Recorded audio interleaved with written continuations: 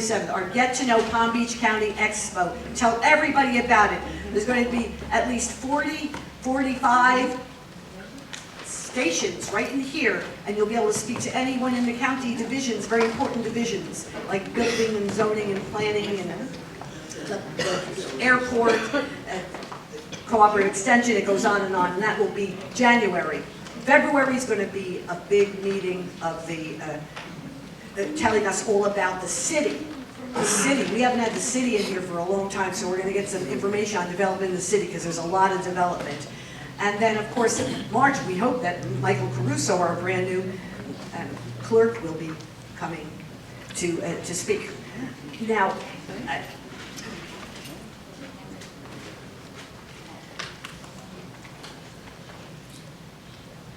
thank you to PBSO and Palm Beach County Fire Rescue, okay? Because of what you did recently. Recently, you saved one of our constituents who was fishing, and he got stuck in the mud. And they called the PBSO, they came, they looked for hours for him actually. They found him, and with fire rescue too, brought him to the hospital, he's okay. And that man's wife is in the room today. She could raise her hand if she wants to be seen. There she is right there. So thank you for that, something very, very special. So to hear from all the special guests that I didn't name in the beginning, but who are going to speak, we're going to start out with our PBSO District Board, Captain Morales. Great to see you here today.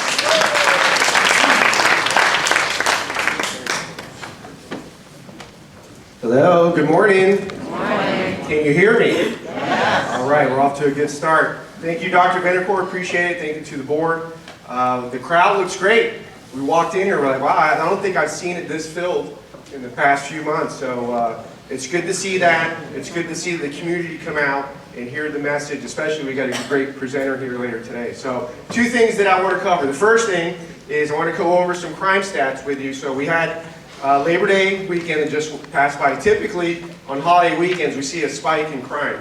So I'm happy to report that this past week we had one property crime for the whole District 4, which was a theft. So that's unbelievable. So we're doing good with property crimes, okay? Can anybody guess what we're not doing good with? Scams. You got it. Scams and fraud. Skyrocketing. They're through the roof. We got to do better. We got to do something about it. So, what do? These cases are difficult to prove because a lot of these suspects, these organizations, they're overseas. Okay? It's hard to get a case against them. So the best thing we can do is prevention and education. Okay? I'll give you a story. My wife texted me last week. She got a text message from SunPass saying that the account is expired. So luckily, she sends it to me. She goes, hey honey, is this legit? And I said, no, it's a scam. So two things, we talked about it before. I said, do not respond to any of these. So I'm glad that she asked me if it's legit or not. Okay, so I bring that up because if you get these text messages that you have some doubt over, you're unsure about, ask someone about it. Do not respond. They're coming up with all kinds of tactics to try to scam you. Okay, another one that's popular now, and I get them all the time, is you get these random texts that say, hey, how you doing? Question mark. Right? Oh, hold on a second. It's one of them. Oh, look at that. Scam risk. Do I answer it? No. Who said yes? Bonnie. I'm not kidding. Look at this. Do not answer the ones that say spam risk. If you do not know the number, don't answer it. If it's someone that's important that's trying to get a hold of you, they'll leave you a message. Okay, back to those text messages. Hey, how you doing? Haven't talked to you in a while. Is everything okay? I got one the other day. Hey, are you at work? I'm like, is that my boss asking me? No, I got his number saved. Who's asking? So what they're doing is they're waiting to see if you reply to the text message, and then they'll forward that number to the scammers. It's telling them that this number is legit. Okay, so that's how they're doing it. So there's so many tactics that they're using. So how do we do this? How do we educate ourselves And how do we become better at preventing this? Well, I'm glad you asked. I'm glad you asked. We have Captain Levy here. He is the leader of our VAST program. What VAST stands for is Volunteers Against Scams Team. They go around the community and conduct an hour PowerPoint presentation that covers everything, top to bottom, how not to be a victim of a scam. Yes, a lot of literature. It's fantastic. I urge everybody to do it. Call to action, okay? By the time this time next month, I want at least 5 communities to call us, reach out to the VAST team, and schedule a presentation because it's valuable. This is the only tool that we have against these scammers is prevention. So please, we have information. Everyone has the flyer in front of them. Reach out. We'll get you scheduled. And if we can just prevent one person of not being scammed of thousands of dollars, it's a win. It's a win. So let's go ahead and do it. Please take my call to action seriously, and let's make this community even better than it is. Okay? Thank you very much. Thank you. Law and order. Who prosecutes those cases? The state attorney. Yes.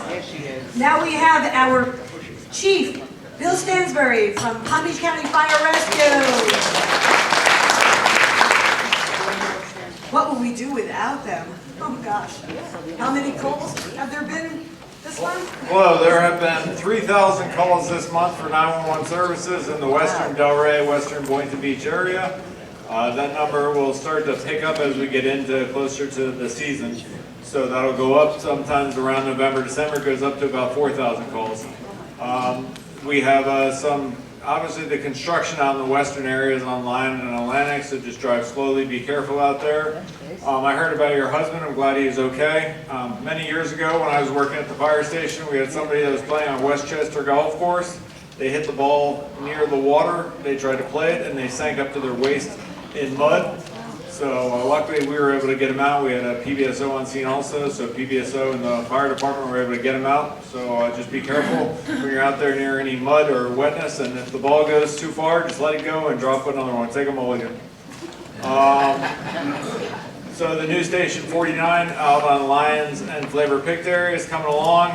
We're hoping to have a grand opening sometime probably towards the end of October. It's a big, beautiful station. Not sure if anyone's been out there. That covers the western area, but the trickle-down effect will leave more units available in this area to run calls to help you guys out when you need help. I think I saw that there was a hurricane that popped up.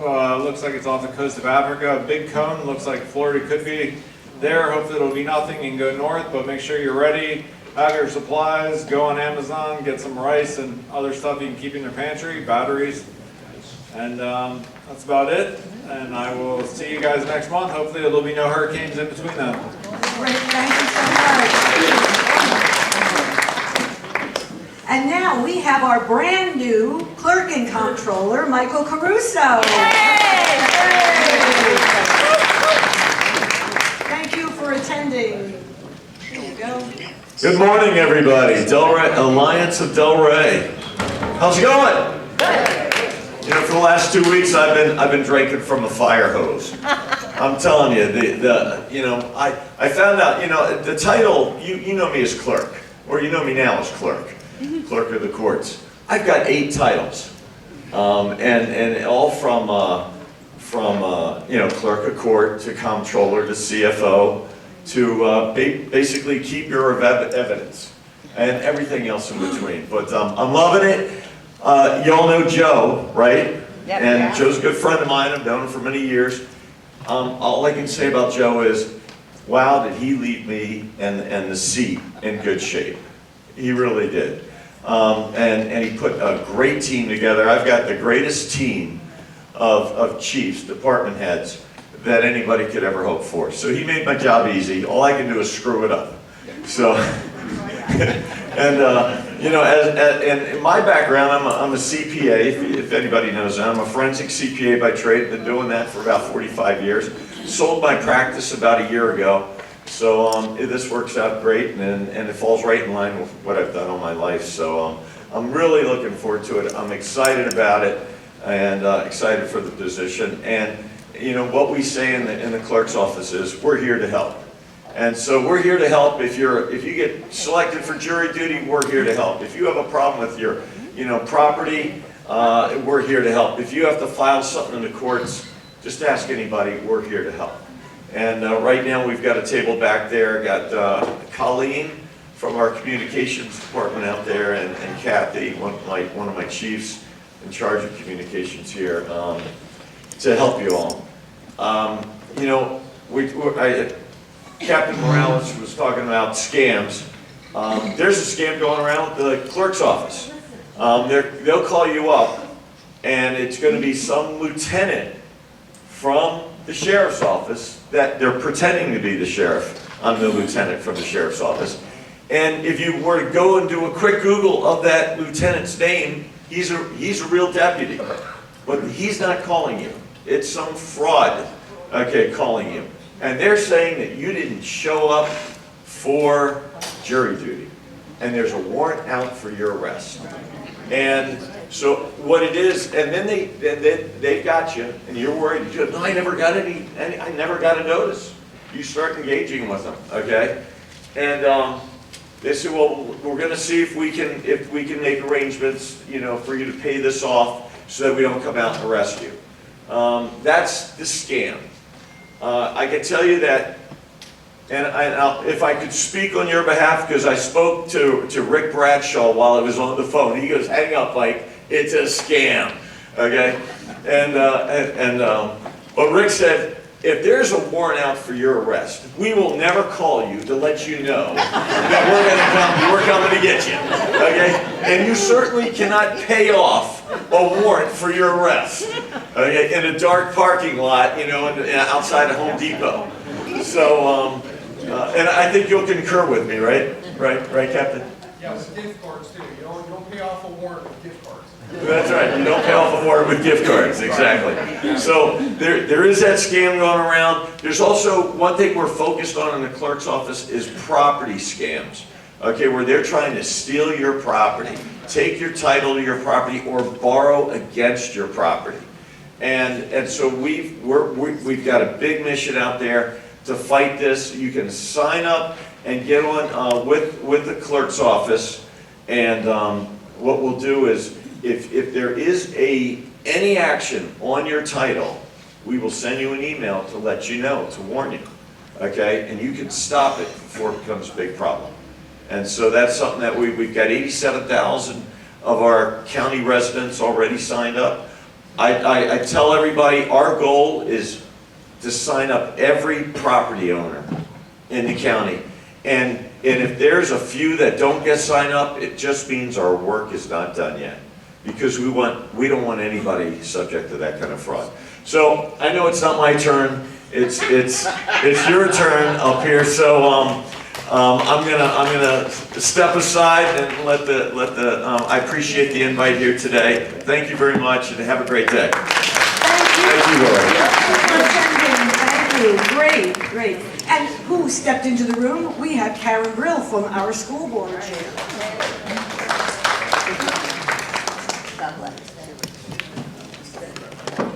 I'll come up here because I'm shrinking and you'll never see me if I'm down on the floor. So, good morning everybody. I apologize for being late, but you know I always speak to you off the cuff.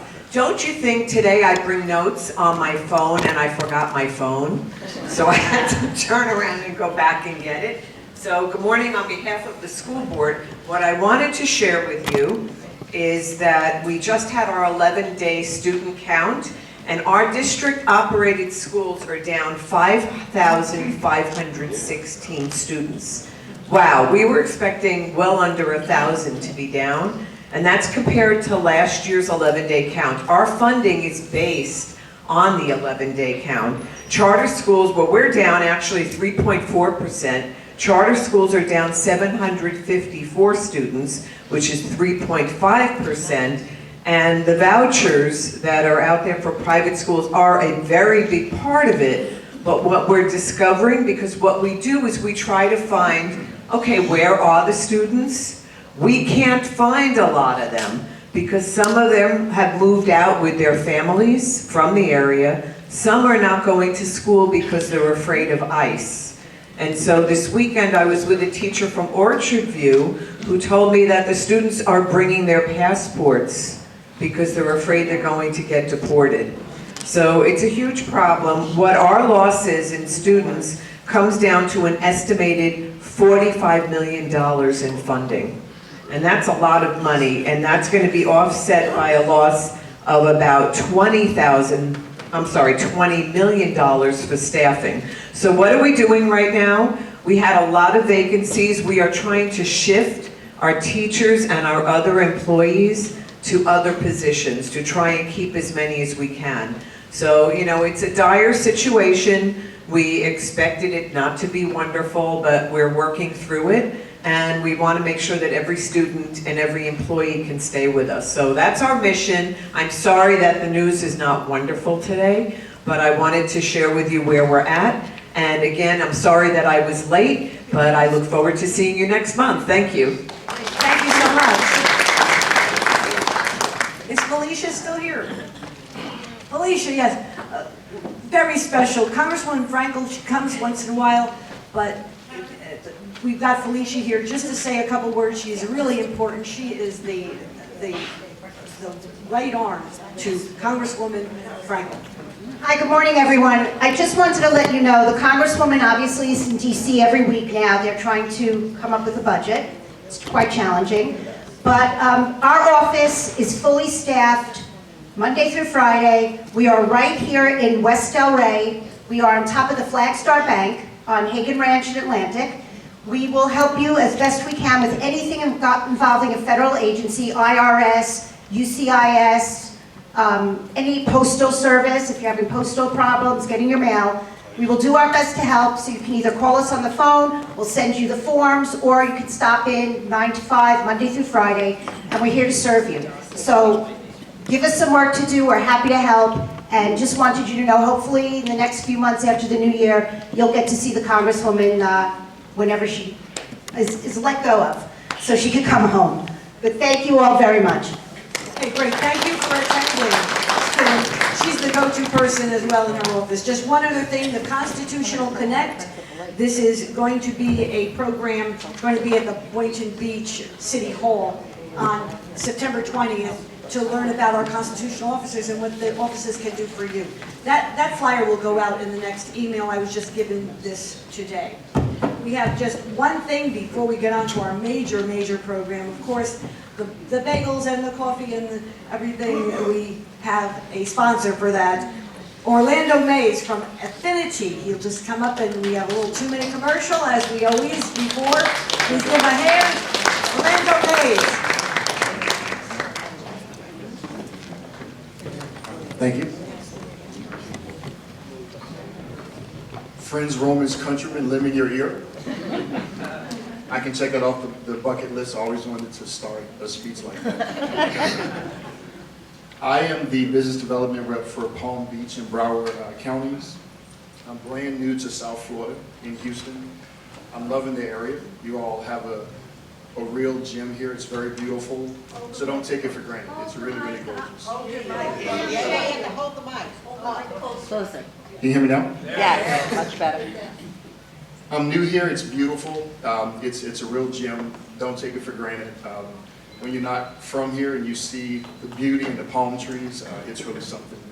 So I'm really loving it, and I'm happy to be here. Thank you for the invite. Affinity Management Services has been in business for 18 years, managing more than 70 associations, including the largest South Florida association with 6,500 units. We focus on enhancing community living through effective management practices, including preventative maintenance with a structured plan to avoid costly surprises, communication expectations with clear, reliable standards for updates and collaboration, management reporting through transparent, easy-to-read summaries that keep you informed, and of course, helping you with your financial goals by setting and striving for targets that ensure your community's long-term success. Homeowners will feel confident in the board's leadership, and you'll have the framework to make decisions that strengthen your association and its property values. At Affinity, we align with the community's vision to execute agreed upon strategy and deliver guaranteed results. Thank you. Well, thank you. Thank you for your sponsorship today. Okay, great. Well, our main speaker of the day, this is going to be very, very interesting and exciting. We all know State Attorney Alexcia Cox from before she was even State Attorney. If you recall, last year she came and spoke to us at the beginning of one of our meetings regarding some of the things that the office does, because she has been working in that State Attorney's office for many years. Now she is our State Attorney. Wonderful to see you here. Thank you so much for coming. Alexcia Cox, State Attorney.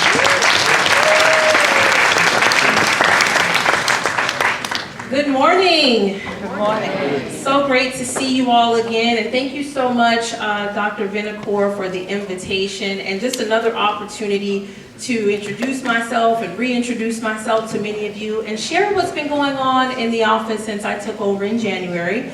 I have with me today one of my deputy chief assistants. Her name is Stacey Ibarra. She's going to be joining me on the stage in a minute because we want to share a few updates about the office, but I also want to give you something that you can take home to help you, since we've been speaking about scams and fraud that have been persistent in our community. We want to give you some information and tell you also what we've been doing as an office to try to crack down and combat those types of actions. So first, I'll just start off by letting you know what's going on at your state attorney's office. All right, and I don't have a clicker, so I'll be having someone advance the slides. Mark is down there. Oh, and I have Mark with me. Mark is my public information officer. I have Serena also with me, who is my communications director. So we're very happy to be here. First slide is just a little bit about me. For those who don't know me, I'm a lifelong resident of Palm Beach County. I've served at your state attorney's office here in Palm Beach County for almost 20 years. I've been the chief of our domestic violence unit for over a decade. That was really a passion piece of mine, domestic violence. That's what I came here to speak to you all about. I think last year sometime, it was right at the beginning of Domestic Violence Awareness Month, and I shared some updates about that. So this just tells you a little bit about who I am, my focus, and that is to make sure that public safety is top priority. When I ran my campaign, one of the most important things for me was to make sure that I address elder crime, cyber crimes, as well as violent crimes in our community, and I've done just that. So I want to share with you a little bit also about some of the folks that are helping me to lead the office. Up there you will see my chief assistants as well as my deputy chief assistants, and as I mentioned, Stacey, you'll meet later. The reason I wanted you to see this slide is because between the four of them, they have about 120 years of combined legal experience. So the people, this is not even including my 20 years of experience. The folks that are helping me run the office are people who are experts in their field, in our field of criminal law and prosecution. We know what we're doing. We've been doing the job as prosecutors for many, many years, and we are very proud and honored to have the opportunity to lead the work of the State Attorney's Office in Palm Beach County. All right, so just a little bit about the office. I don't take for granted that people know everything about our office and what we do. Right here in Palm Beach County, you are seated in the 15th Judicial Circuit. Florida is kind of chopped up, if you will, into 20 judicial circuits. We are the 15th Judicial Circuit, and I am the state attorney for the 15th Judicial Circuit of Florida, which is Palm Beach County. Of course, I'm a constitutional officer serving a 4-year term. You should also know, and many people don't know this, but we have 5 offices. Our office, I am the leader of the largest law firm in Palm Beach County, the State Attorney's Office. We have 5 offices, our main branch, which is located downtown West Palm Beach. We have a North County office in Delray, a North County office in Palm Beach Gardens, South County office right here in Delray at the Delray Courthouse. We have an office out in Belglade, and then we also have an office at the Criminal Justice Complex, which is the main jail on Gun Club Road. As I mentioned, this is the largest law firm in the county. We have about 120 prosecutors, 180 professional staff, which includes legal assistants, victim advocates, investigators. We have a full investigative team, as well as administrative staff. So this is an actual business. It's a law firm, and that is what we do. We prosecute cases, criminal cases for a living. Our mission at the State Attorney's Office is to pursue justice, hold offenders accountable, and protect the rights of victims. Pretty simple, but that is what we do day in and day out. And I'll share with you some of our great work so that you'll know we're also doing a good job, right? So in the State Attorney's Office for many, many years, we've always had 3 divisions. Our County Court Division, which are misdemeanor cases, our Felony Division, which are, felony cases, and a felony case is any case where a person can be sentenced over a year in jail. And then we have our Juvenile Division. Well, as I made my way around the county and I started listening to some of the needs of our community, I created a 4th division, and that is a division that I call my Special Prosecutions Division. And what I have under that division, and Stacy is actually the head of that division, I established some new units. And so housed in the Special Prosecutions Division is our Elder Crimes Unit, our Cyber Crimes Unit, our Environmental Crimes Unit, Animal Cruelty, and Property Deed Fraud, which is something that we're hoping to get running in the next few months, hopefully, where we will be looking at those cases where I think the clerk spoke about earlier, where people are actually being successful in filing false deeds and attempting to take an individual's property from them. So our Special Prosecutions Division is a new division, and we're hoping that that will serve a unique purpose in making sure that some of the gaps and cases that we've been seeing in our community, we have a Special Prosecutions Unit that is looking into those cases as well.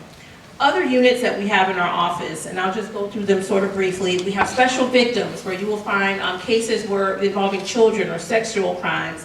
Our human trafficking cases fall in our Special Victims Unit. We have our Domestic Violence Unit. I created a 10-20 life robbery unit. We have our Legal Affairs and Appeals Unit, Traffic Homicide, regular homicide cases have their own unit, white collar crime, our Investigations Unit. I created what we call our Gangs, Guns, and Drug Trafficking Unit because we wanted to make sure that we are cracking down on criminal enterprises, gangs, and folks that are bringing illegal drugs into our community, and make sure that we have a strong force, a united force and united front working with law enforcement to bring down those criminal enterprises. We have our intake unit, which processes all the cases that we get from law enforcement, and surprisingly, we get about 50,000 cases a year.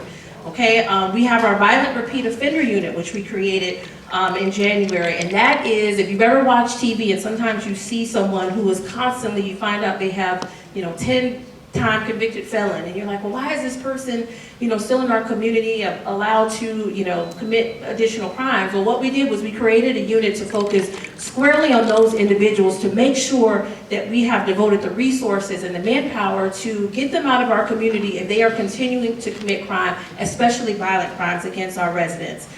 We also have our Public Corruption Unit, our Public Records Unit, and our Mental Health Unit.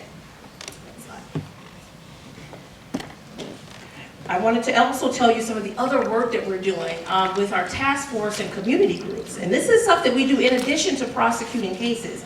We have our Hate Crimes Unit and Hate Crimes Task Force that we created recently. We have our Paycheck Protection Program, which really was created to crack down and assist with those cases of people that committed PPP loan fraud. We have our State Attorney's Addiction Recovery Task Force, which is a civilian group of individuals, and many of you know about the work of our Sober Homes Task Force, and that is sort of a derivative of that group, and making sure that we're still doing the work of making sure folks in our community are, who decide that they want to open up treatment facilities, they are, following along. We're still keeping an eye on what's going on in the treatment industry. And then in addition to that, we have some other task force and community response teams that we're a part of, including the Palm Beach County Domestic Violence Coordinated Community Response Team, our Palm Beach County Human Trafficking Task Force, our Palm Beach County Sexual Assault Response Team, and also CAVA, which you'll hear about a little bit later, which is the Coalition Against Abuse of Vulnerable Adults. Just a few updates. State Attorney's Office, so you know, is the office that prosecutes, and we represent the state of Florida, not individual victims. We represent the state of Florida in all criminal and some civil instances or cases that occur in Palm Beach County. Again, we receive approximately 50,000 cases each year. And so that you know, and I want you to understand that this is really important, your state attorney's office, and I want you to be proud of this fact, we currently are ranked second for county court convictions And we rank third for felony convictions in the state of Florida. As I mentioned, there are 20 circuits, and that's where we stand right now when we look at the full state of Florida. We are ranked second and third, and that means that we're filing good cases, we're working with law enforcement to build better cases, and we're also successful in the work that we're doing in holding offenders accountable. And again, our goal is not to pursue convictions, our goal is to pursue justice. And we do that, we make sure that we're doing it in a fair way, but we've also done a good job in making sure that we're keeping our community safe. Next slide. Our conviction rates remain, as I mentioned, the highest amongst the highest in the state. I just have a little chart there just so that you can see. The dark blue is our conviction rates in both county court and felony, and then the light blue represents the statewide conviction rate. So as you can see, we're higher when it comes to prosecuting county court, which are misdemeanor cases, and felony cases, making sure that we are successful in what we're doing. I have been known to say that my mission is to make sure that you come to learn about your state attorney's office in a new way. And in order to do that, I've coined the term a new standard of service, because I want you to know that we are here to serve and to work with you and to work with our law enforcement partners, members of our community, to make sure Palm Beach County continues to be a safe place for us all to live, work, play, worship, walk to the grocery store, raise our families, send our children to school. That is what we want to make sure we see in Palm Beach County. And so what I've done is I work with my team in creating and rolling out what we believe is our new standard of service. That includes tackling violent crimes and repeat offenders, protecting our seniors, fighting hate crimes, fraud, and cyber crimes, building public trust, collaborating with law enforcement, engaging with the community, and also prioritizing staff health and wellness. Some of the new things that you will see, next slide, is our Special Prosecutions Division, which I mentioned. Strengthening our animal cruelty cases, working with stakeholders in our community as well as Palm Beach County Animal Control to make sure that we're building good cases there. We dedicated a prosecutor to focus on environmental crimes. I know many of you may drive by, people throw all kinds of things out on the roadways, where, tires, motor vehicle parts, and oftentimes people drive by it, it's an eyesore, it can also be a safety risk, but you don't always realize that it's criminal. And so we want to make sure that we're cracking down on folks who think that they can do that and get away with it. So we've been working with our partners there as well to crack down on people who believe that that's okay, because it's not. It is a crime in the state of Florida and to prosecute individuals who think that it's okay to leave whatever they want to leave on our roadways and in our communities. Also, what's new is that we reestablished our robbery unit. It includes a dedicated prosecutor who handles 1020 life cases. And if you're not familiar with 1020 life, that is anytime someone uses a firearm to commit a crime, we can enhance their sentence. And they could be looking at either 10 years, 20 years, mandatory. These are mandatory day-for-day sentences, or 25 years to life, depending on what their actions were with that firearm. And so we wanted to make sure, when we're hearing about robberies going on in our community, people who commit robberies with a firearm, there's a special category in the law that says they should be held not just accountable, but they should also receive maximum mandatory sentences. And we want to make sure that we devoted resources and prosecutors to do just that. So we've created and established our 1020 Life Robbery Unit to handle those cases. We created the Violent Repeat Offender Unit to identify and ensure individuals with a history of violent offenses and forcible felonies are brought to justice. We created our Gangs, Guns, and Drug Trafficking Unit. We expanded our Hate Crimes Task Force, and there's some literature on the table over there if you're interested in learning about hate crimes in our community and how those cases can be prosecuted. We have brochures on our table. We've expanded our Domestic Violence Unit in response to seeing an increase of domestic violence cases. We've added more manpower there. We've overhauled our Felony Intake Unit. In addition to that, next slide, we are increasing our collaboration and community with law enforcement. People ask me all the time, Alexcia, what's the relationship between the State Attorney's Office and law enforcement? And I don't use my words to answer that question. I tell you what law enforcement says, and I quote, "This has been the best working relationship between the State Attorney's Office and our law enforcement partners in a very long time." And I'm really, really proud of that fact, because working together with law enforcement only benefits you. It only benefits us as a community, because we're working day by day with each other to keep our community safer. In addition to that, community engagement has been a very important piece of my work, and I want to make sure that we are getting information out to you. People say all the time, well, we call 911, we see the police in our community, but we never know what's going on. No one ever tells us what happened with the case. Okay, well, I listened, and with that, we've been working on ways to engage with you and keep you informed. So if you have social media, please go to our website, go on all of our social media. We're on every social media platform, and we constantly put out information regarding some of the arrests, indictments that we've received, as well as sentences after a case has gone to trial or there has been a plea that we think is of public concern. We want you to know about those cases. In addition to that, I want to preview something that I'm really proud about. We have a QR code here and one is on the table. If you would like to subscribe to our new Justice Journal, it's coming out soon. This is a newsletter that we just created. We haven't even printed it out yet, but I wanted you to see, because this is another way for us to engage with and keep you informed about what's going on in the office, what's going on in the community as it relates to public safety. And also, in addition to that, we are focused on community involvement. We want you to see us. We brought our table here today. I want to come back more to make sure that you all know who your state attorney's office is, what we're doing, and how we can work to help you, and what we've been doing to help keep our community safe and increase public safety. Next slide. Okay, at this point, I'm going to bring up Stacey Ibarra, Deputy Chief Assistant, to talk a little bit about prosecuting cyber and fraud cases. Stacey?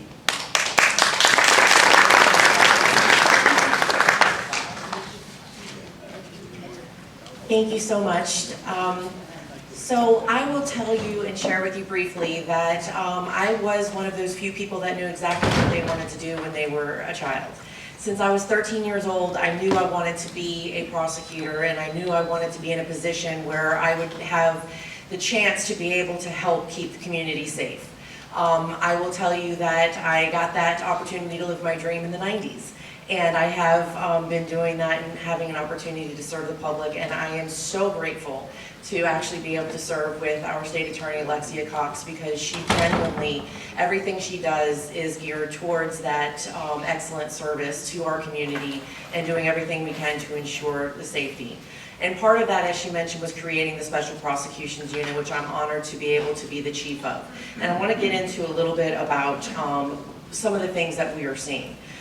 Next slide. We have, in terms of the current trends, nothing new and surprising to you all in terms of the increase of fraud, but based upon the complaint center, what we're seeing is that it is a multi-billion-dollar industry for these individuals. Just last year, what in terms of internet complaints came through were over 850,000 complaints, totaling over $16.6 billion that were lost based on these fraud schemes. And so, as the captain mentioned, our best chance at being able to stop this, certainly here in Palm Beach County, as well as making sure that we do everything we can to educate ourselves. And so that's part of one of the things that the Special Prosecutions Unit is engaging in with local law enforcement and other agencies to make sure that we get that information out. Next slide. One of the things that you all can do is AARP. If you don't have to be a member, but if you are, either way, you can just go to AARP's website and put in the scam tracking map and put in your zip code. And based upon your zip code, it's going to let you know what the current scams that are ongoing right here in your community, so that you can be aware of this. And so that you can, make sure that you're letting your friends and family members know of, hey, what just happened right in our same zip code is this current, scam that's going on. So another thing is to talk about who are these scammers. And so they range from anywhere from being the greedy, ruthless criminals that they are, but they're also individuals that have been human trafficked. We are aware that there are individuals who believe that they are going to have a job and create a better life for themselves and their family. and they are convinced to get on a plane and surrender their passports and told that they will be given them when they get off, and they don't get their passports back. They are sent to places like Myanmar, and they are put into what has grown to be in the last 2 years larger than Las Vegas, that they have been able to in 2 years blow up something larger than that based upon the billions of dollars that they have been scamming. And 24/7 they are running scams. They are experts. And so there are some individuals who like to play a game and think that, you know what, I'm gonna keep this fraudster busy. I know it's a fraudster, I'm gonna answer this phone call, and if I stay and keep them on the phone for 30 minutes, that's 30 minutes that I stop them from being able to create a scam. I know this because my husband did it and I had to tell him to stop. He thought he was helping, and what I tried explaining to him is that there are lists that individuals get placed upon. One is a phone number that doesn't answer. That list is not as expensive as one where somebody does answer. Even if you answer your phone, you get put on a list that's more valuable. Even if you don't talk, if you just answer, realize that it's not somebody you know, and hang up, you're put onto a list of that's a live answer. If you ever notice that if you've picked up a phone call for a scammer, now all of a sudden you're getting a lot more, it's because you just made your phone number more valuable. So do not answer if you don't know who it is, and just as the captain indicated with text messages, if you don't know who it is, do not respond, and they try to get you.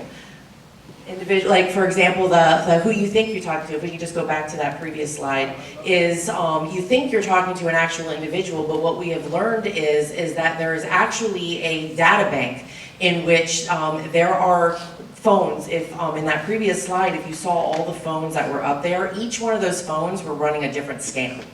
And so what happens is an individual comes, they pick up, because again, they're running it 24/7. So they come, they pick up their phone, and they just continue the scam where the other person left off, and they think that, you know, it's the same individual. So who you're talking to versus who it is never the same. Next slide. What we also want to just help educate is to change the narrative. With these imposter scams, a lot of individuals, and I don't care the age, because we know that people who are 20 years old, 30, 40, 50 on, have all fallen victim to the scam. Because they are, again, experts in what they do. And what they do is they work to purposely get you into a heightened emotional state so that you're not rationally thinking. And they do that in many different ways. One, by mentioning there's a warrant out for your arrest, as we heard. One, mentioning that, you know, they're a grandchild or a family member and they were in a car accident, and so maybe they sound funny because they hit their nose in the car accident, and you know they're in trouble because they ran a red light and they struck somebody who, you know, was pregnant, and you know, and so they're crying and screaming, and then the next person gets on the phone and says that they're their attorney, and that, you know, your grandchild is in a lot of trouble, but we can bond them out if you send $10,000. And, you know, don't tell anybody because, you know, we've got it worked out with the sheriff's office that they'll bond out, but, you know, if not, you know, there's a lot of trouble. They do that. Then they call back. It got worse. The baby died of the person that they hit. It's now he's in more trouble. Now you need to send more money. What that person is thinking is their grandchild's in trouble. And they heard them crying. They heard them. They are in an excited, emotional state. They're not rationally thinking. And then when they realize what had happened, there's a lot of shame that goes in with this, and that's the narrative we want to change. There is no shame. That person is a victim, just as a victim in any other crime. And you know, sometimes what we've heard is, you know, I felt stupid, or some people are afraid to call the police or do anything because they don't want their family members to know that they actually fell for something like that, and then they're going to think that, oh, you know, maybe I shouldn't be living by myself because now I'm subject to these scams, and now they're afraid of losing their independence. And so that's what we need to change, is that narrative of, no, there's nothing to be ashamed of. There is nothing to feel stupid about. You are a victim, just in the same way that somebody who's 20 years old, because they purposely are getting you in that heightened state. So if we can all work together to explain to those that if somebody has fallen victim to that, call the police. It is okay, because many people have fallen to it, and let's see what we can do. And so next slide. Some of the things that were mentioned in terms of those text messages, like exactly what we're talking about, is the Florida toll services and the USPS packages. And so again, just even responding to those is you just put your phone number into another category. And so what do we do when people fall victim to these scams? As the captain mentioned, a lot of times the scammers are in another country. And so what can we do? So that's what we're working with law enforcement to figure out, okay, if we can't get them, meaning we can't arrest them, what do we do? Because we still need to do something with our community. So we're always, we are a prosecuting agency, and that is what we will do. But if not, we need to start changing, and we need to start figuring out how we can help. So we really break down the scams. And so what we see here are, the romance scams, the what we call money mules. And what that means is sometimes they'll get a case in which somebody fell victim to the scam and they wired money to the account that they were told to wire money to. They contact the police, which is what we want them to do. The police track and trace, and they determine the amount of money has fallen into, let's say, John Doe's bank account. And so our victim's like, okay, go arrest John Doe. My money's in his account. Problem is what we have learned is that that individual is a money mule, and they're part of a scam as well. And they think that it's a romance scam, and they think that their soon-to-be wife is going to be coming, and she's going to be sending money to him so that he can get it to her and help her get to the airport to marry him one day. And so we have to look at it further, that it's not even anymore just tracking and tracing where the money is, because now we got to find out whether or not the individual who received that money is actually part of the fraud, or are they another victim themselves. And so the same thing with cryptocurrency scams, in which there are individuals who don't know anything about cryptocurrency, but they've gotten to such a heightened state that they're taking their debit card to what has popped up all over our county because there's no regulations. There are so many crypto ATMs that are popping up. Your regular debit card will go into that ATM just like it's an ATM, and it's taken your money and it's put it into Bitcoin and basically thrown it into the ether. And so what do we do with these types of scams? So next slide. What, as I mentioned, we've done is we have created a joint effort with our law enforcement, with law firms and things like that to put our heads together to try to figure out, okay, if we're not able to get to the person and make an arrest, what can we do? And so what we've decided that we're trying to do is, next slide, move to recovery.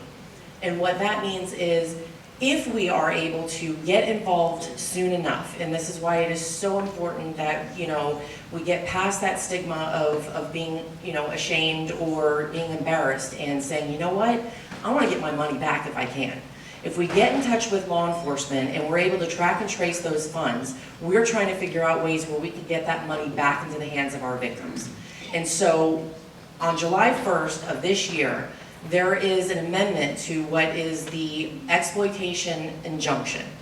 And so the traditional route of trying to, when we found money, was to try and get a search warrant, freeze that money, but then a search warrant only allows law enforcement agencies to seize money but wait for further order of the court to release it.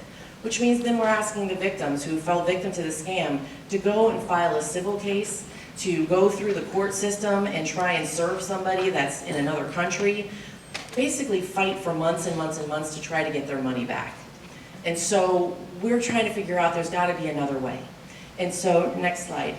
What there is a injunction if you're the victim of exploitation. And there's two different types of exploitation crimes in the state of Florida. And so if you're the victim of an exploitation, there is something called a petition for injunction against exploitation. And in that, it allows us to get the money frozen, and it allows us an opportunity to get before a judge to be able to get that money back in the hands of our victims. And what is wonderful about the new passage of the amendment is that we now have the opportunity to serve bad guy the same way that they contacted our victim. Meaning, if they contacted our victim through matchmaker.com, or if they contacted our victim through text messages, emails, whatever, however they contacted our victims, what we now can do is contact, and we're working with with our legal aid society, and again, local law firms, as well as certainly our law enforcement agencies. And what we're doing is we're getting the petition filed within 24 to 48 hours, getting a temporary injunction to freeze those funds, and then now we can get a final hearing date, which would be in 7 to 10 days, and we can send it on matchmaker.com. By the way, there's a final hearing on this date and time. Please show up. We would love for you to show up because we'll have our law enforcement agency, and thank you for bringing yourself into our jurisdiction.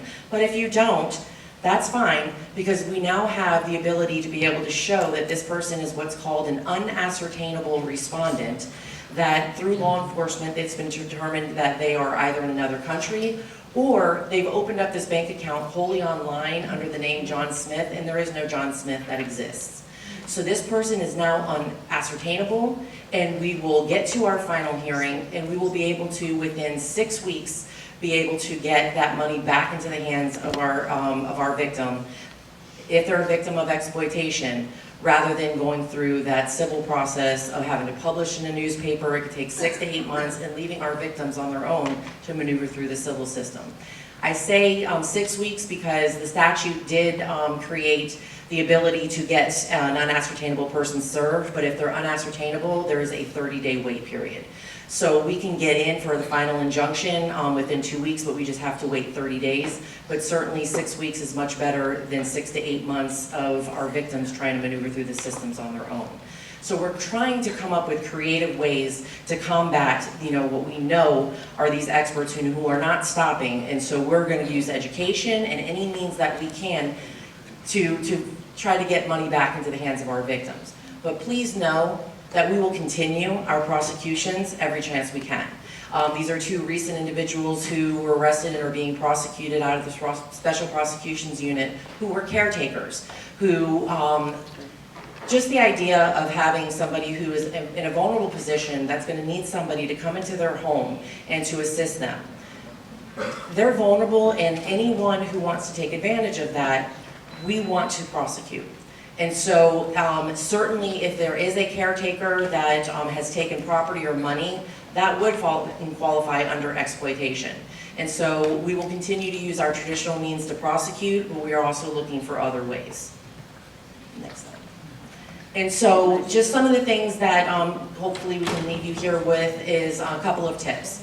One thing I'm not sure if you all had seen, I know our office is involved in prosecuting an enterprise that was breaking into all of the mailboxes and stealing mail. I know Del Rey was struck by that pretty harshly, and so there's one key that would open up all the blue boxes in several counties, and mail was getting stolen.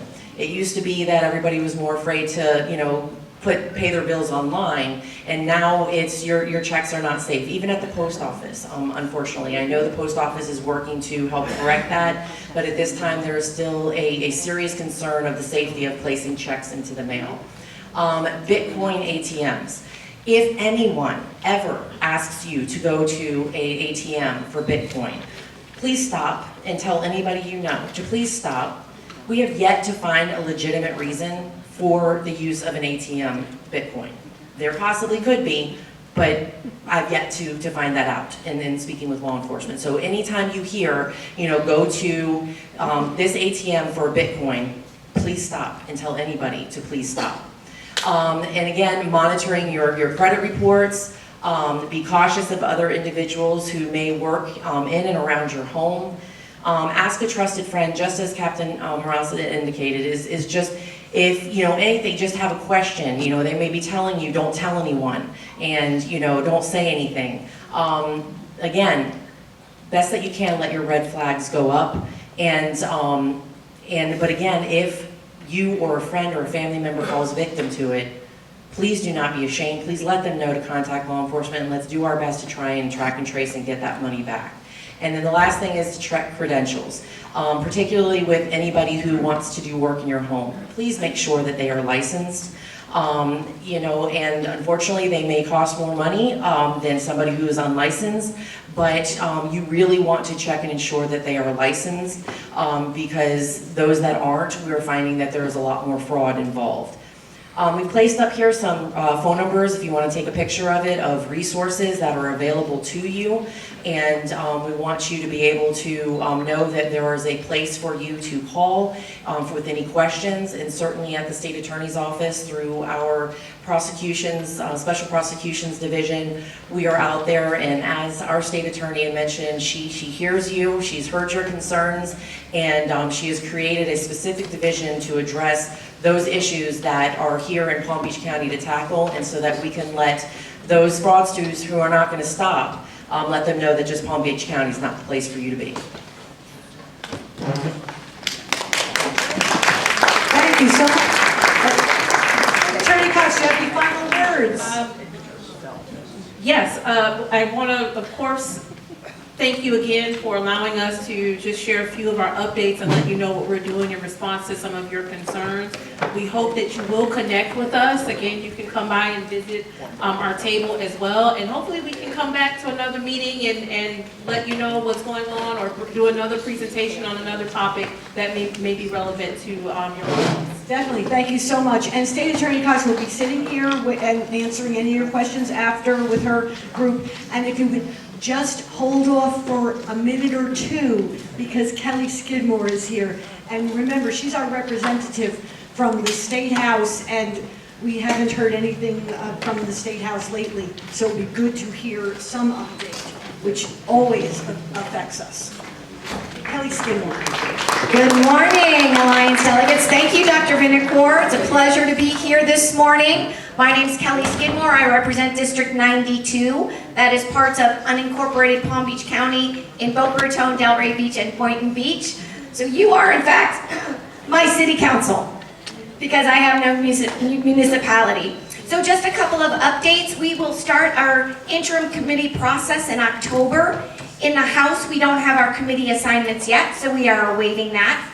For those of you who are interested in what we might do in regard to property taxes, it's a very important issue. It impacts all of us. It impacts law enforcement and our first responders. There is a House Select Committee on property taxes. It has met twice. Those archived videos are available on flhouse.gov. And there is an upcoming meeting of that select committee on September 22nd and 23rd. You can watch that live stream from the Florida channel. If you'd like any additional information about that, my legislative aide, you all know her, Dr. Gwen Gonzalez, is in the back. She can help you navigate toward those committee meetings. We are excited about the upcoming session. We are working on our bills in the House. We get 7 bill slots. If you have a bill, if you haven't thought that there ought to be a law and you have an idea, please don't hesitate to come and see us. One last thing, COVID is making its way around our community. Remember to be careful, and one of the best ways you can protect yourself is washing your hands. So be careful out there, be cautious, be judicious. If you do get COVID, there are medications, but as with everything, there are risks associated with that. So be judicious in those decisions. Be well, and I'll see you next month. Thank you. Thank you for attending. Well, everyone will see you October 1st for Joe Abruzzo, our brand new county administrator. So we'll get some new information about what's the future of Palm Beach County.